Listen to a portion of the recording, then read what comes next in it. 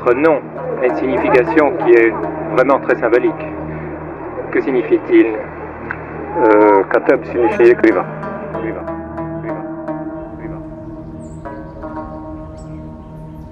Né en août 1929 dans le nord constantinois, Kateb Yassine est un des membres de la tribu des Arches, composée d'un agglomérat de plusieurs villages avoisinants. Durant le premier pan de sa vie, il va évoluer dans cet univers imprégné de fortes valeurs de fraternité et un sentiment prédominant d'appartenance à la tribu. Son père est un oukid, un avocat en justice musulmane, et sa mère, cousine de son père, souffre de troubles mentaux accrus par une forte croyance au mysticisme.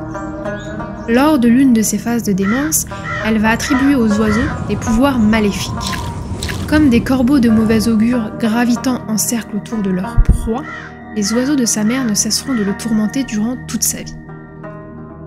La démence de sa mère, ses hallucinations, sont les premières esquisses de l'œuvre artistique du jeune Yassine. C'est aussi cette dernière qui l'initiera à la poésie.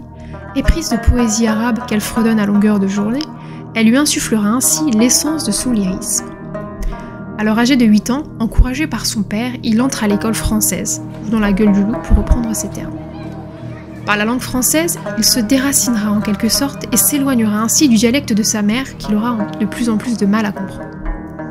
Ce sera le début d'un nouveau cercle de tourmente à l'initiative de son père qui soulignera alors: la langue française domine, il te faudra la dominer et laisser en arrière tout ce que nous t'avons inculqué dans ta plus tendre enfance. Mais une fois passé maître dans la langue française, tu pourras sans danger revenir avec nous à ton point de départ. L'apprentissage de cette langue dominante sera vécu par Yassine comme une double rupture. La première avec sa mère, puis avec son peuple, même s'il affirmera plus tard que la culture française a inspiré les révolutionnaires algériens.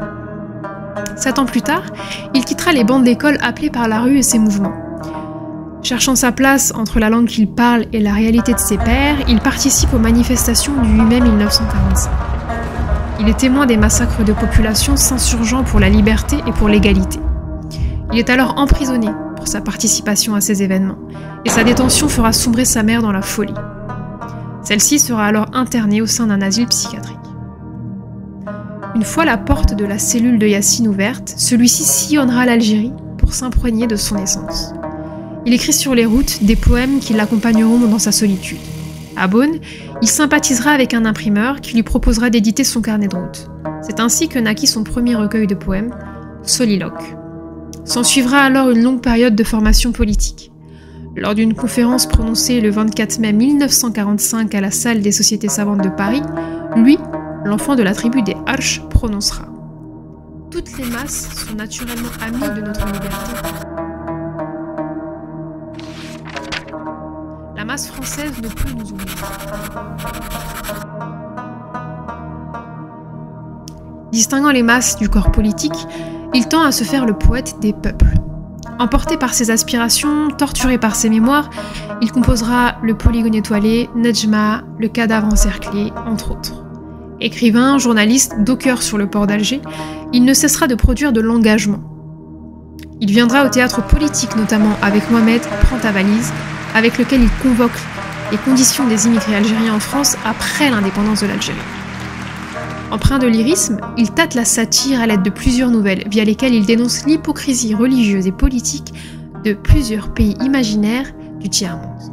Il écrira, je cite, « Il cède le pétrole, mais il garde la foi », ce qui lui vaudra plusieurs critiques sur le sol algérien qui ne feront que renforcer ses positions sur la place du poète dans la société. Le vrai poète, même dans un courant progressiste, doit manifester ses désaccords.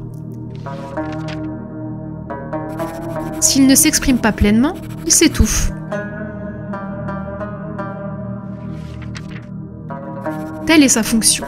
Il fait la révolution à l'intérieur même de la révolution.